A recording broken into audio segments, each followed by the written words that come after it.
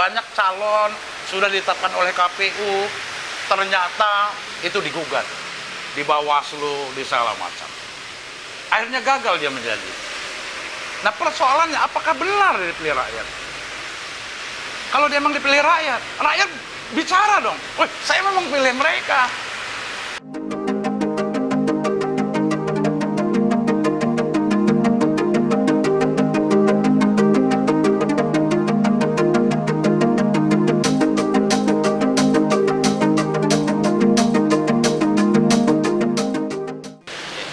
Tapi sampai hari ini rakyat tidak pernah ngomong bahwa saya milih mereka. Tidak sistematis. Ya, rakyat membela. Iya, dan saya memilih ini atas dasar kesadaran karena visi yang sama. Ya. Bukan karena saya ditekan atau disuruh oleh infrastruktur lain non-partai. Nah, partai kan punya infrastruktur. Kalau infrastruktur ini senapas dengan kehendak daripada calon, karena yang mencalonkan adalah partai dan senapas. Kalau senapas dan seiring sejalan, tidak terjadi persoalan ini. Nah, ini persoalan manajemen kepala daerah. Sebagai orang PDI Perjuangan, itu sangat lengkap diberi perjuangan. Artinya antara partai dengan calon jalan sendiri. Ya, itu dapat diduga. Dan itu dirasakan hari ini. Saya bertanya dengan teman-teman kader partai, kenapa sih bisa terjadi? Kami nggak tahu, Pak. Malah anggota partai nih ngomong. Mereka nggak tahu jalan sendiri, ya kami yang sir aja gitu. Loh, kok bisa yang sir saja?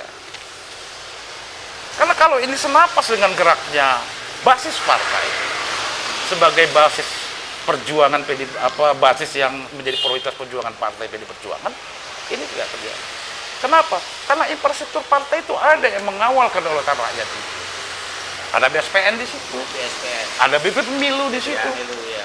Ya, harusnya bisa mengambil peran di situ. Ya artinya ini pilar pemenangan pemilu. Ada ini tidak berjalan.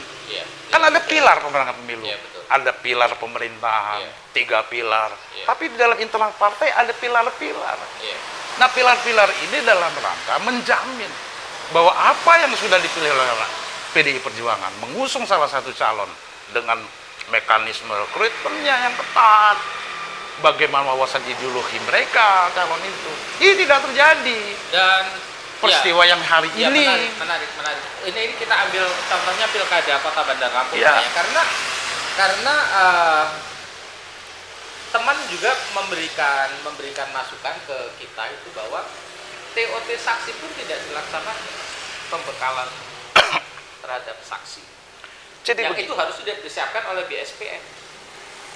Jadi soal TOT itu memang ada perkembangan sejak kongres terakhir di PD Perjuangan. PD Perjuangan itu pada saya kader partai tentu sangat ngerti di dalamnya. Apa dari makna aturan partai yang saya bilang bahwa pilar pemenangan pemilu itu ada infrastrukturnya di PD Perjuangan. Nah kalau ini dipakai tentu peristiwa itu tidak terjadi. Contoh soal TOT. Kalau dulu TOT itu kita bicara dulu ya sebelum kongres terakhir ini di Bali itu bicara soal bagaimana pembangunan semangat. Ternyata dalam sistem elektoral ini tidak cukup. Tapi saksi harus dibekali dengan hal-hal teknis. Contoh misalnya bagaimana mereka dapat melihat DPT sebelum DP1 DP4-nya seperti apa. Dan ini mereka harus kawal. Kenapa? Ini kan peristiwa-peristiwa masa lalu yang sudah berulang-ulang. Oleh karena itulah ada namanya BSPN itu. BSPN. Nah BSPN itu dalam rangka apa? Dalam rangka melawan tindakan kecurangan selama pemilu ini. Jadi ada koreksi itu diperbaikin akhirnya bahwa PDI Perjuangan harus seperti ini.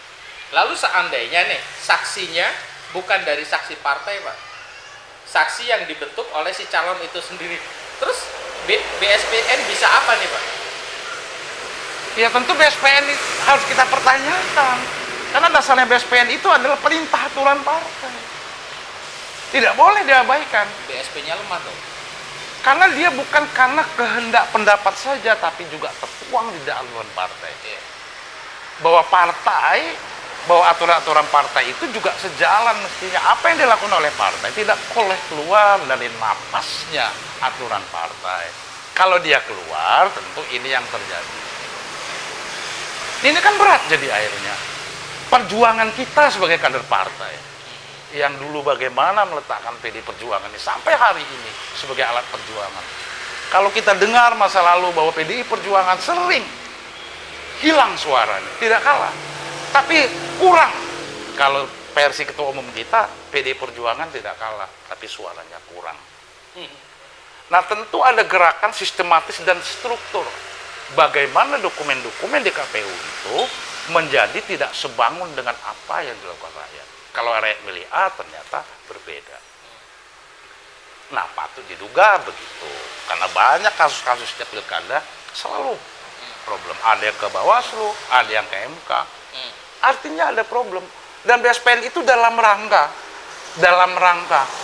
memberikan perbaikan terhadap sistem demokrasi kita.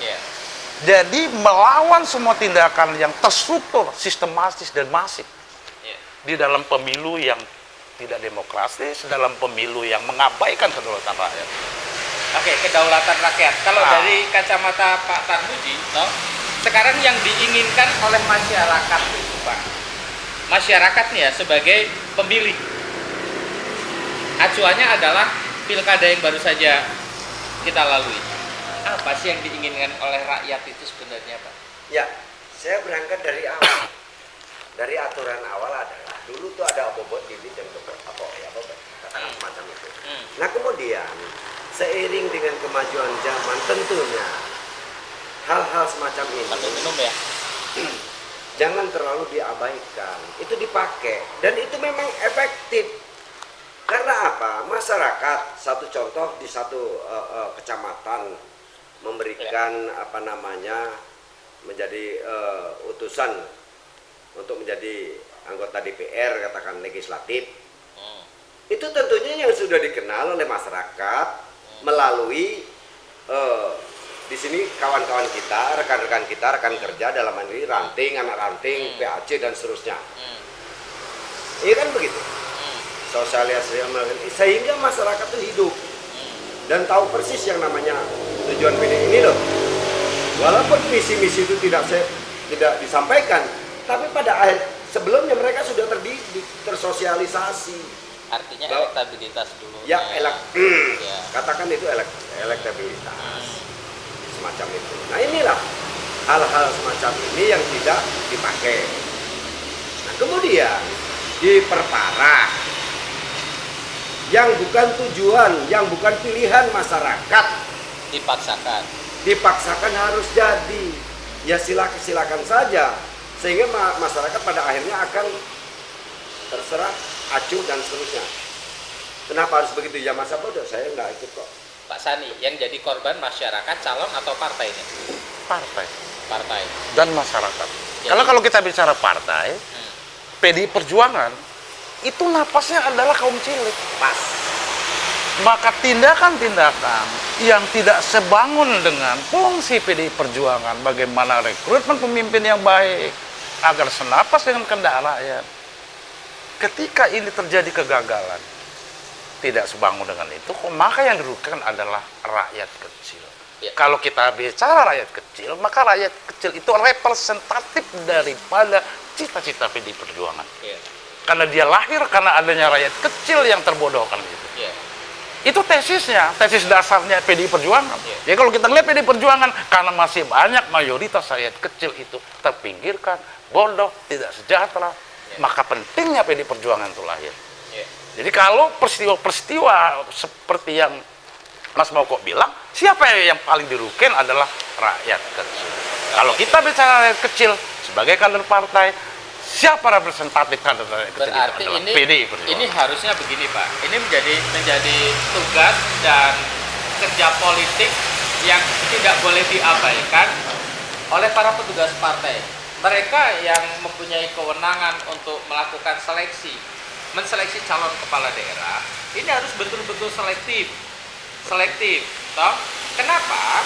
Karena ini pada akhirnya, toh, yang akan dipertaruhkan itu adalah nasib rakyat. partai. Jadi dan tidak partai. bisa dipisahkan Ya. Nggak bisa dipisahkan. antara visi ideologis PDI Ya. Perjuangan sebagai partai rakyat kecil. Artinya penting Dengan- jadi kehati-hatian partai politik dalam dalam mengusung calon. tentu, tapi Kepekaannya harus betul-betul kuat. saya lihat infrastruktur PDI Perjuangan sudah cukup. Sudah cukup, betul. Karena kalau kita bicara visi ideologis, Ya. maka kita bicara program. Tidak kurang kalau Di dalam program itu tentu bicara hal-hal yang disampaikan oleh Pak Tarbuji, oleh Mas Pokok. Apa programnya? Misalnya bagaimana soal sistem rekrutmennya, Ya. bagaimana sistem mengawal kedaulatan rakyat ini, agar suara rakyat yang jadi napasnya PDI Perjuangan, rakyat kecil itu menjadi benar-benar dapat tersalurkan. Kenapa?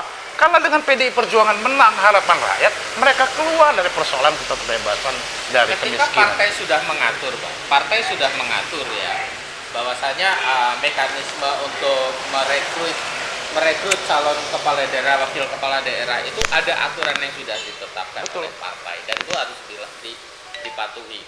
Nah, lalu pada kenyataannya di beberapa wilayah di Lampung kita kalah, Pak. Kita kalah. Artinya bahwa partai tingkat kehati-hatiannya sangat lemah, Pak. Yang salah bukan partainya. Apakah mungkin oknum di dalam partai ini yang menurut kita yang harus dievaluasi siapa, Pak? Ya kalau soal evaluasi tentu pemimpin partai pada tingkat daerah.